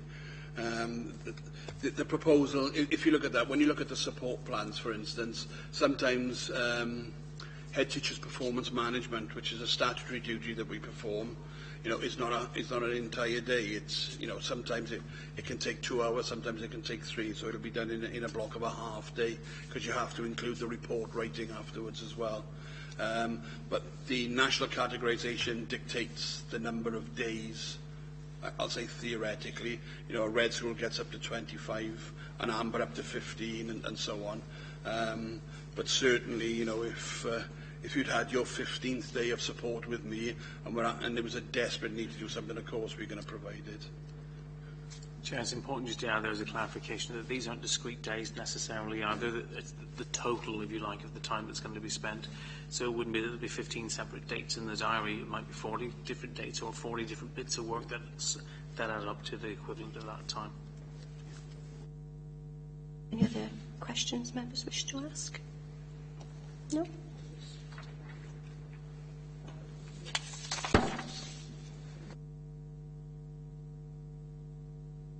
I'd like to, yeah. Yes, it was a phrase I picked up, which was talking about, on page 22, about refreshing the curriculum, which was rather interesting. I mean, it's, as they said about, as of the national context, improving the quality of teaching, and talks about refreshing the curriculum. What does this actually mean? Basically, it's a polite way of saying implementing the massive changes. If you look at it for secondary schools in particular, we are currently in the process now of implementing the new double maths that started. This is the last year for English literature counting towards the level 2 inclusive measure. We've got coming down the track towards us the demise of BTEC after this year, not in all subjects, but certainly in how it counts towards headline measures, and the reversion back to at least double science. Introduction of the Welsh back, we can go on and on. That running alongside, of course, the skills of literacy and numeracy, and now layered on top of that over the next 8 to 10 years, your guess is as good as mine. This is the Donaldson report and the implications that will have from primary, literally from 3 to 19.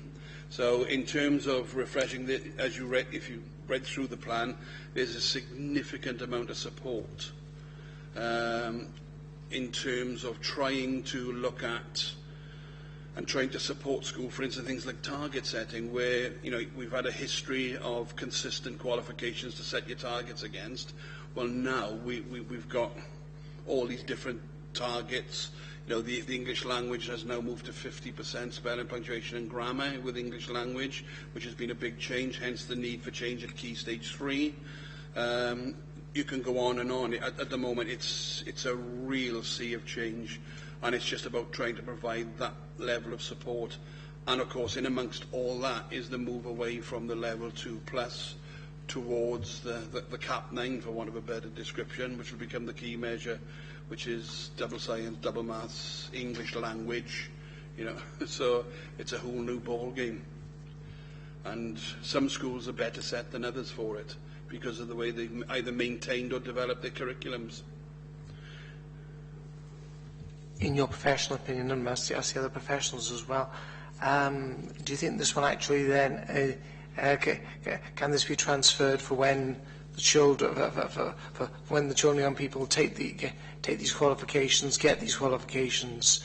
Do you think that enough has been made to make sure that these can then be transferred to help them as they to show to future employers and so forth that they can do what they say they do. Is everyone on side on this? Well, obviously, Wales is moving away from England in terms of its examination process and the WJEC. We've got the Welsh back, which is different, obviously, across the border. I think the only thing we can do is, no matter which organisation you're in, whether you're in the school or whether you're a consortium or whether you're a local authority, is just to prepare the individual pupils to do their very best in whatever qualifications are there. And I think it's at a higher level than us to decide, whether that will enable them to get into Oxford, Cambridge or into medical school. You would like to think that that has been well thought through before the changes were made. But certainly there's a lot of programmes now being provided looking at the new skills required. We're having an increasing dialogue with secondary schools about moving the focus, I know this sounds a little strange, but actually moving the focus away from Key Stage 4 to Key Stage 3, because to get the pupils actually coming through into Key Stage 4 ready, prepared with the relevant skills. So it's a case of delivery, not delivery plus teaching them the skills to do it. And the conversations are already underway as well, that it should be a throughput 3 to 16. Because, if we get the young people coming through from primary schools, and for some schools there is a disconnect at the moment in terms of the quality of the work and the level of the work that's being done in primary schools compared to the diet that some schools provide then in years 7 and 8. But schools are forward thinking now and have realised that and are moving towards it. And the better schools have been on that path for a while. Mr. Cody, sorry. 2 issues here. Refreshing the curriculum and refreshing qualifications. Now, we've had some talk about refreshing qualifications, which is, a movement to different types of qualification at Post 16 and moving away from the England model where they will be rating GCSEs on a scale of 1 to 9, and in Wales we return in the letters A star to, and so on. And the curriculum leading to different methods of accountability. Now we're in the pace of that. Refreshing the curriculum as opposed to qualification, that's a different matter. Do you remember those Fox's Glacier things? Sorry, a glacier. The only thing about curriculum change at the moment, as I can see in Wales, it's glacial. I think, Ice Age has moved faster. And the notion that we're going to have a new curriculum imminently isn't the case. It's something that will be built up over the years, and between 2018 and 2021 we hope something will emerge. But there's nothing going to be on the table before then. So, don't expect to turn up in our schools next term and see a completely changed curriculum because of the work of Donaldson. It isn't going to happen. It's at least a 7-year project. In fact, the curriculum refreshing or changes is down to the New Deal schools, which have, they've been brought forward as part of the planning post-Donaldson, where groups of schools are going to come together to develop the curriculum. Well, as we know, when you bring groups of schools together, even from similar backgrounds, to develop those curriculums. So I totally agree with Mike that this is very, very slow moving. And as long as we are not held accountable for outcomes based on what should have been in place and actually is in place, that's the risk. But the curriculum change will take a lot longer than the move, as Mike said, to the new qualifications. But it is the pioneer schools which are doing that. That's the difference this time. It's not the sort of the WJC just coming up with a scheme of learning.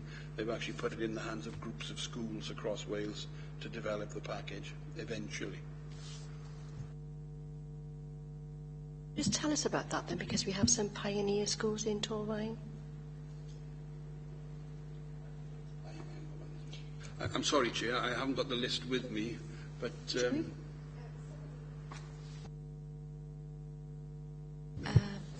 some of the schools, because there's the pioneer schools and then there's the New Deals, which is more for the professional development. So some of our pioneer schools are Coed Ifa, Ysgol Gymraeg Cwmbran, George Street, and then our New Deal schools, there's Blaen Afon and, it was at the tip of my tongue. Croes y Ceiliog, yeah, but there's another one as well. St Albans, yes, but there's another primary as well as part of the New Deal, and the New Deal is more to do with the professional development side, and the pioneer schools are more to do with the curriculum side. So there's two lots going on at the same time. Can I just add in there, because, wow, there's not a lot of stuff going on. So when, take Mike's point about glacial, thanks for the reminder about Fox's glacier remains. I've forgotten how much I used to like that. There's a real possibility of distraction and taking our eye off the ball. There's a lot of stuff going on. So clearly a key function for us is to make sure, and it goes back to what Julian said, that every school is doing the best possible job it can. It knows its children well, and whatever the requirements on us in terms of curriculum and assessment, we keep our eye on the basics. We know we've got to look at literacy and numeracy development as a key issue for us. Simon was right on performance. It did go down in terms of national test outcomes, and that has to remain a priority. So while these are important issues, and we don't have a timescale for the implementation of the Donaldson curriculum changes, and we may not see one for some time, we know there are key pieces of work that will set us up, whatever that curriculum looks like, that we need to get on with in the here and now, and we will make sure we remain focused on those.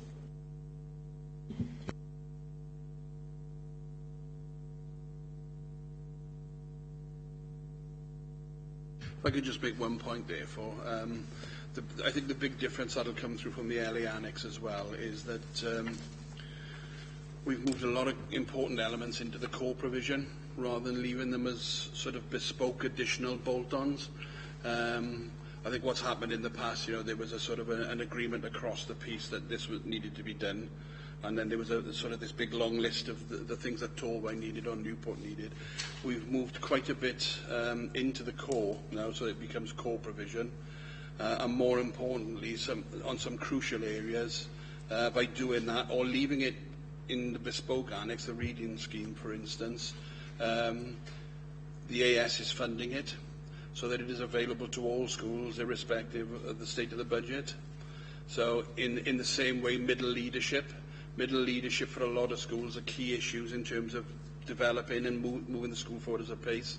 So the new middle leadership programme, again, will be provided free of charge. So in the past, elements of that you've had to pay for. So we're looking at moving key elements and trying to provide that as much free of charge so that all schools can access it, irrespective. That's not to say that everything is free, but we've certainly tried to prioritise the key elements. Obviously, Chair, Julie means free of charge to schools. Yes. We still pay the bill. Yes.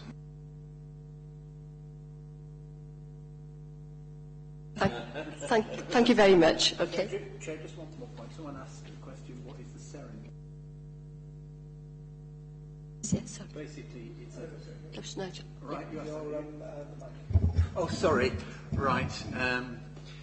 It's a network of regional hubs designed to support Wales' brightest sixth formers achieve academic potential and gain access to the leading universities, basically. And there's a project running in the EAS at the moment. My school's part of it.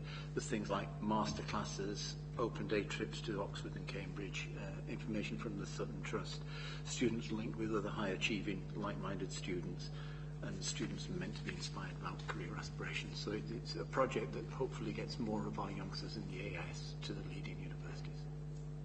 Okay. Just ask, is it just your school that's taking part, or all the schools? The teacher from my school is playing an active role in it, but it's certainly not just my school. I don't know how many schools across the AS are participants, but it was open to all sixth forms initially, and then it was up to the schools to express an interest. So I think there are 12 students from my school involved in it. But St Albans is the only school. I don't know. I imagine there are more schools involved across Torway. I'm sorry, Chair, I don't have the SEREN data on it because Sean Farquharson deals with that out post 16. So we can share that. I can certainly find that out and share that. That's not a problem. Okay, can I thank Julian and Dermot and Sharon? Thank you very much for the scrutiny. Members, did you wish to bring in Richard Clark for any questions as a member of the board? Is there anything you wish to ask him?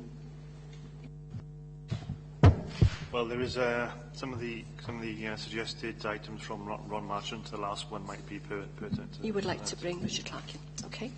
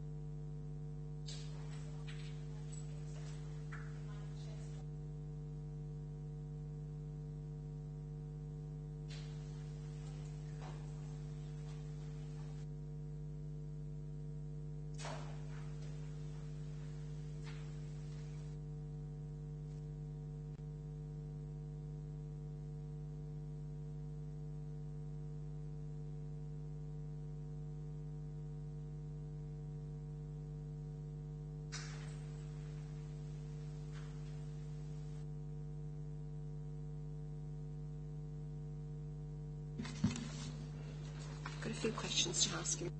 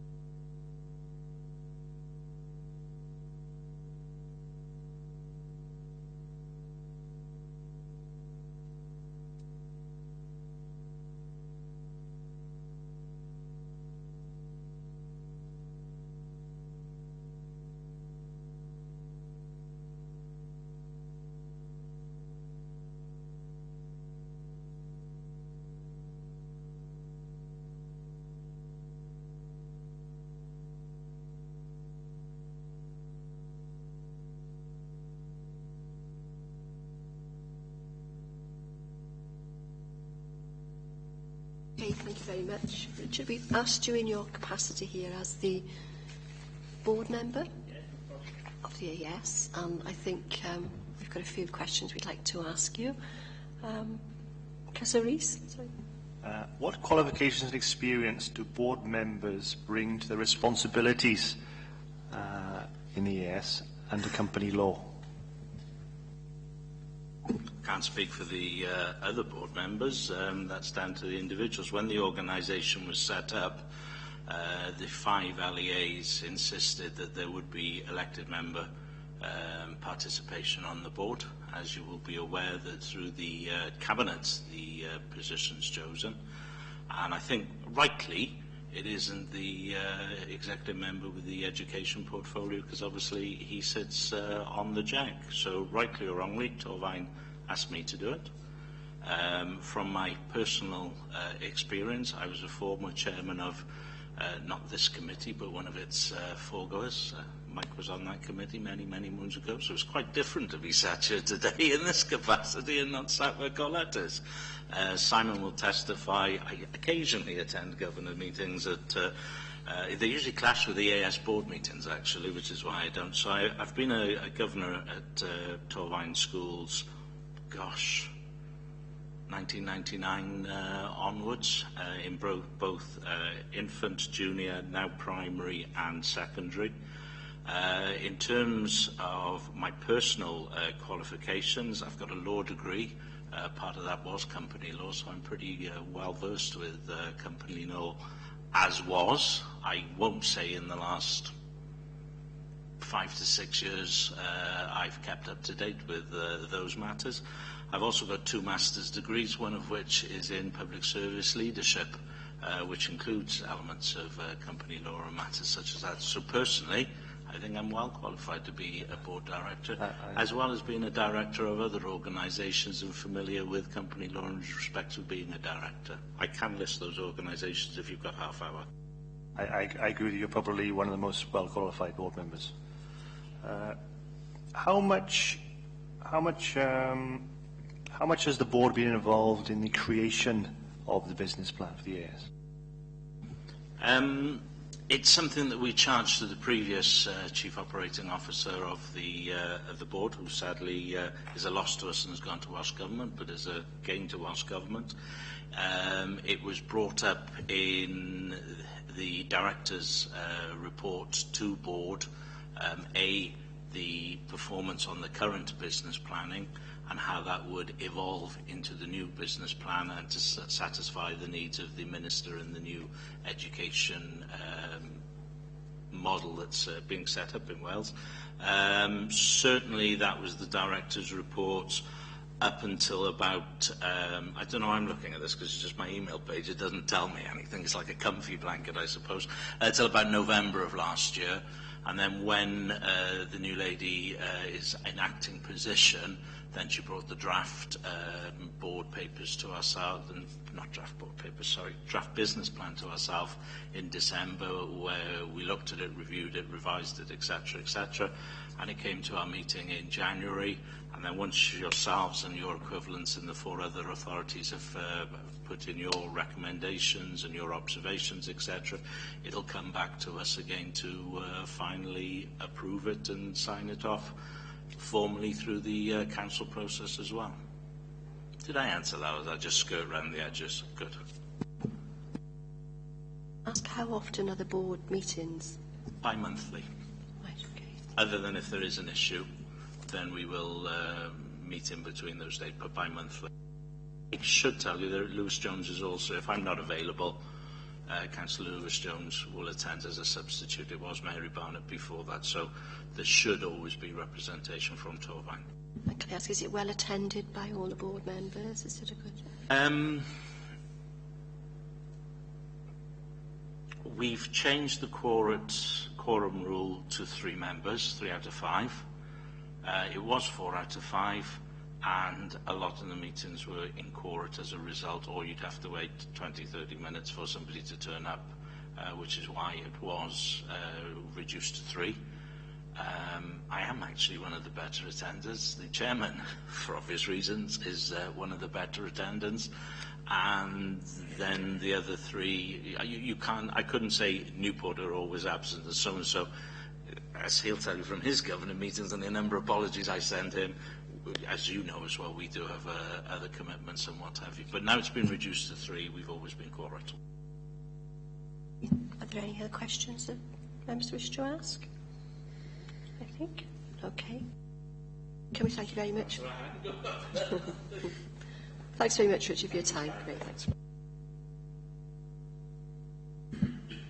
Okay, members, are you happy to sort of make some recommendations or some observations? Scrutiny?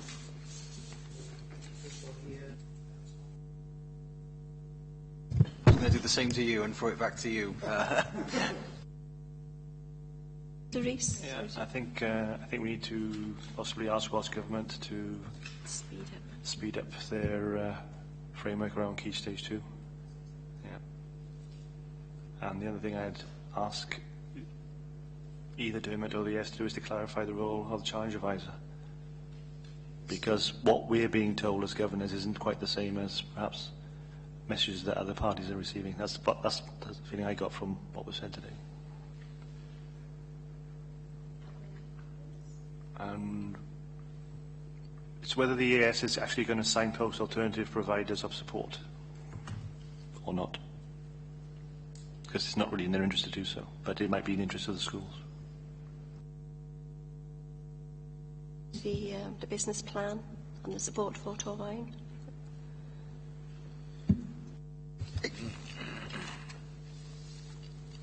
In regarding how the information is given back to us, because it's going to the J shortly, isn't it? If like, so, how will we know the outcome of the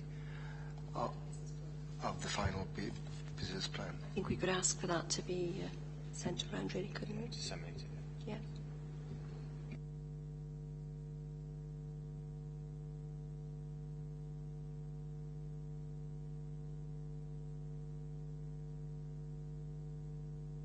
Made earlier, they're more facilitators of support rather than providers of support.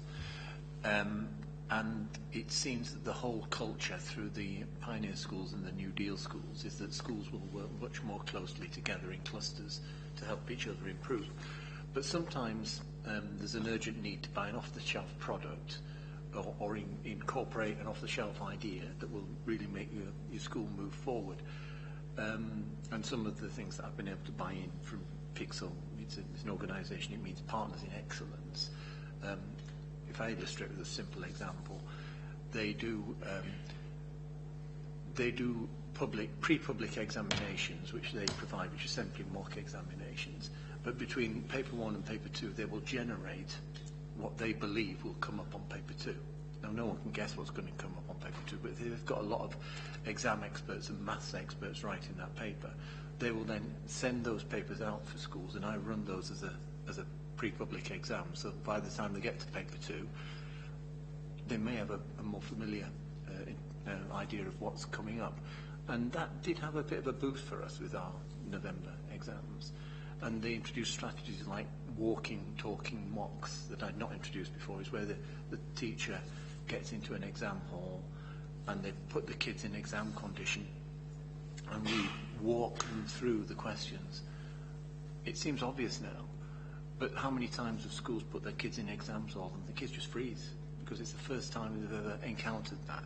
Now, it's that level of strategic intervention, I don't know if there's a better word, that we can buy in from elsewhere that is not naturally available within the EAS.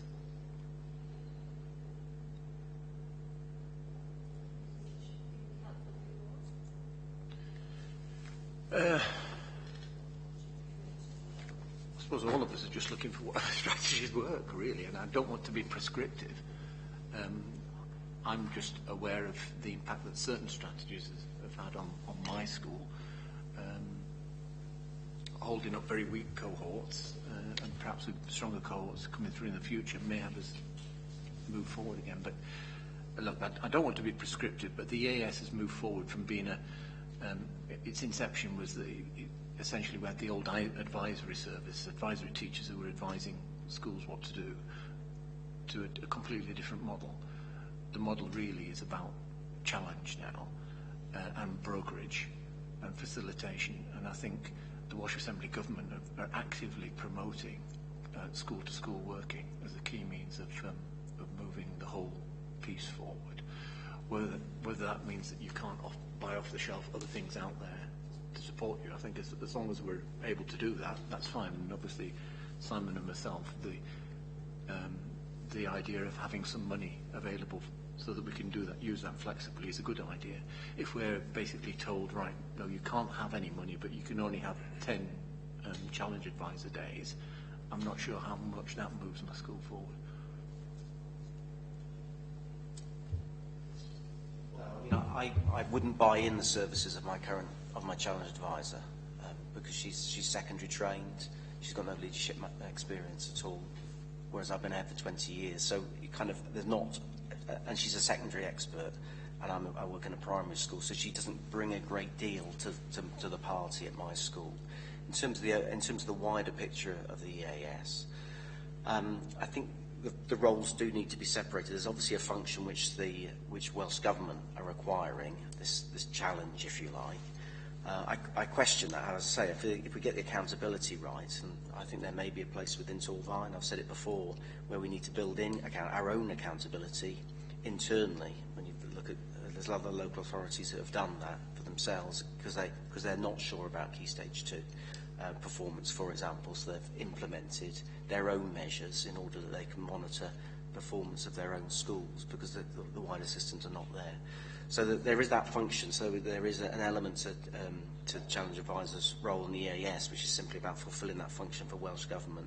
I think the other side of the business, because it is a business, should simply live or die by how good they are. I think schools need to, one way or another, the money needs to come to the likes of myself and Mike, and if we choose to buy into the services of the EAS, for example, the Welsh Advisory Service is excellent, I would buy it every day. It's fantastic, it brings something over and above and special to the school, so I would buy it every time. But some of the other services I wouldn't, and if they're being provided for us free, well, they're not free because it's been top sliced out of our budgets. one way or another, isn't it? The money's got to come from someplace. Is the business plan coming to the secretary heads meeting at all for discussion, or the primary heads? Well, we don't have a separate...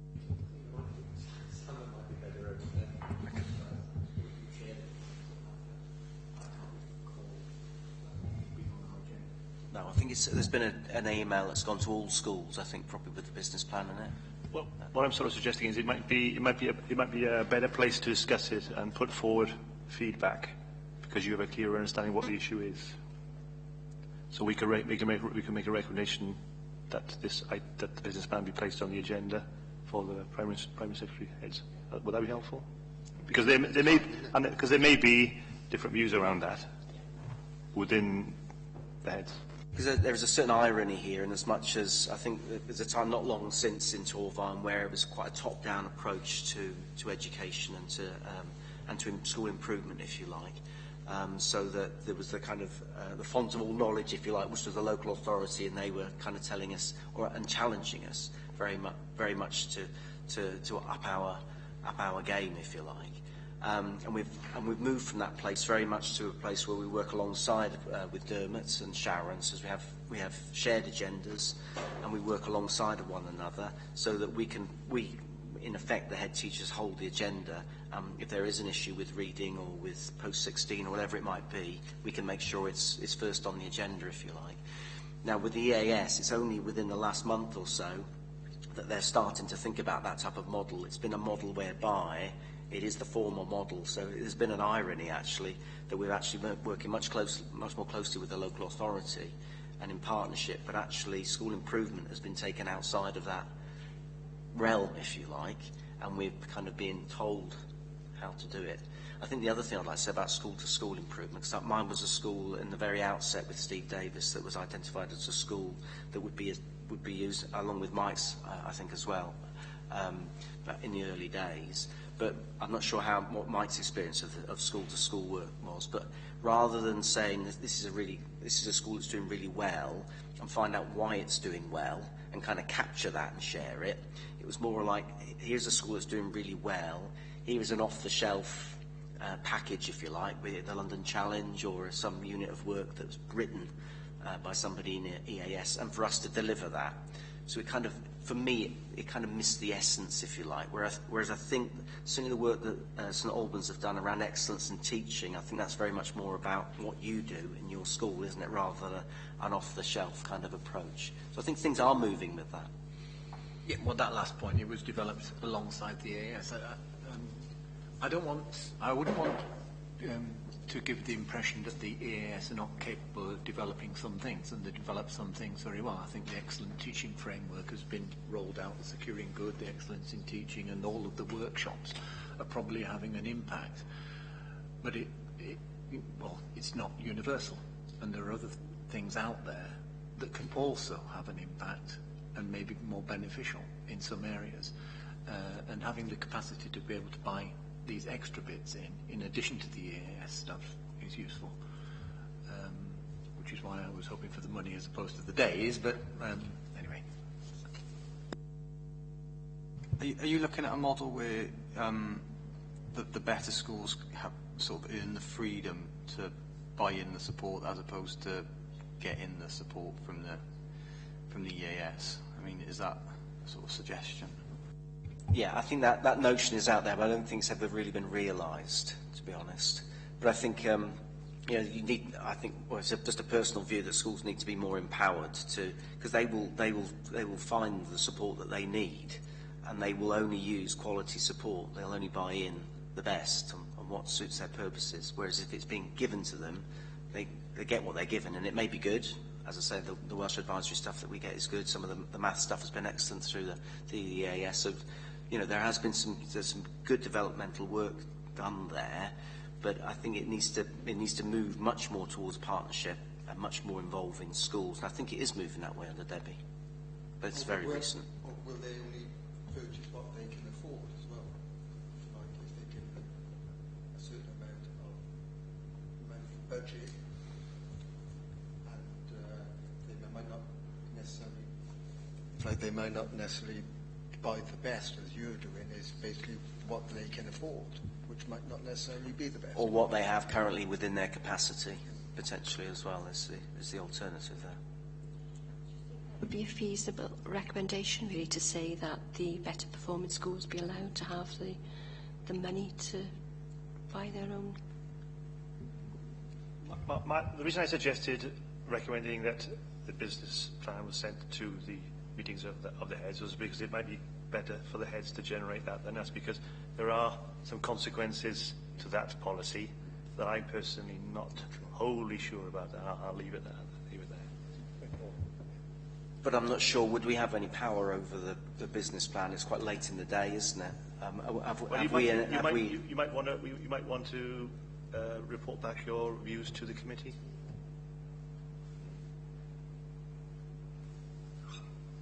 We could recommend that it's put in the agenda of the next heads meeting and ask them for their comments. Okay. Is that right? Yes. Yeah.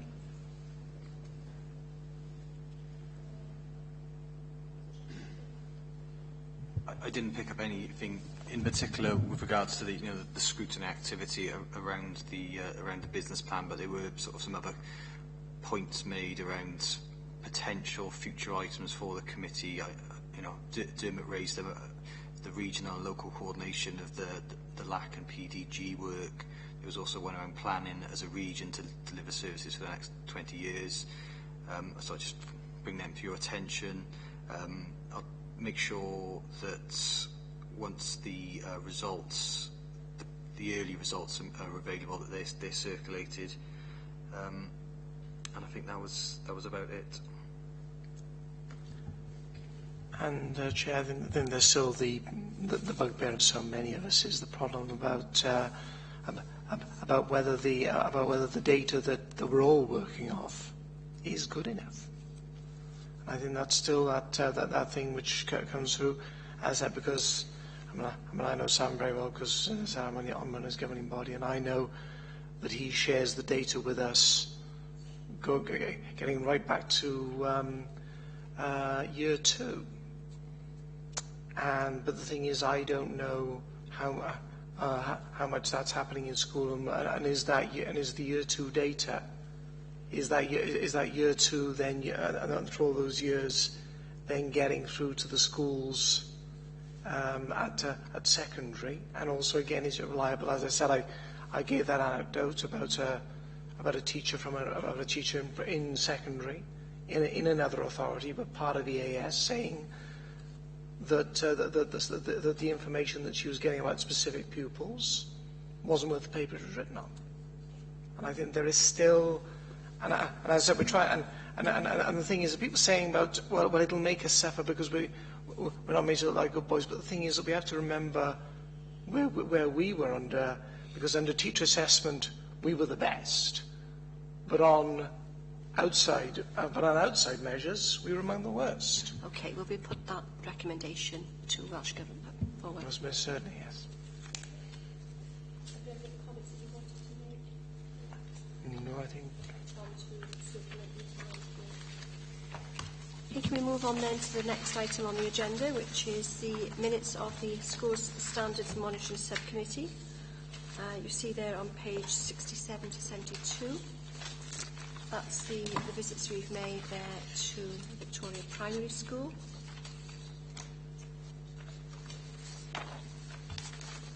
And St David's. And you can see there the recommendations that have been accepted by the LEA, recommendations for consideration and recommendations they're rejected. I think actually this one has moved on from a recommendation 4 there about the school holidays, hasn't it? Because the Welsh Minister has made a ruling on that anyway. So, okay, and if you look there at the St David's, you can see there the recommendations. The recommendations accepted by the LEA, by the school, and recommendations there noted and rejected. Any comments? It's interesting, because I'm not on the committee, but was interesting that the Julian noted the thing on the about the AS and talking about science and primary science. Also there, the subcommittee requested that the 21st Century Schools programme be looked at again with the proposal maybe of bringing some of the plans forward in some schools.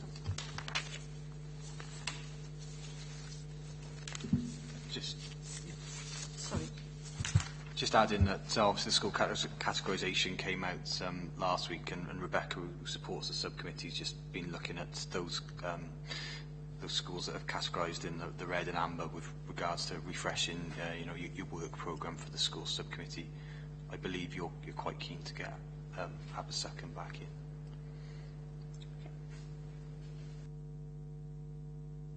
Can I thank the members of the Schools Monitoring Committee for their attendance and for all the work that they've done, because it is extra work. We do have a visit as well, and then so thanks very much for all your work. Okay, 7. The date of the next meeting is the 25th of February, and we have Estin coming along to present their report. So I'm sure you'll have some questions.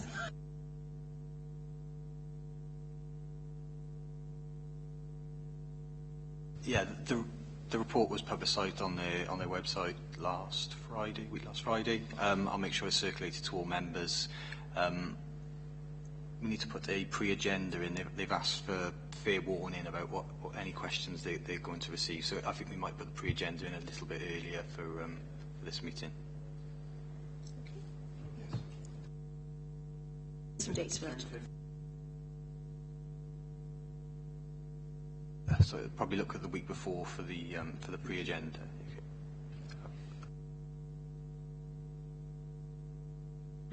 On that morning as well, we have a meeting of the Schools Monitoring Subcommittee in the morning, and then we've got the meeting with Estin in the afternoon. Okay, thanks.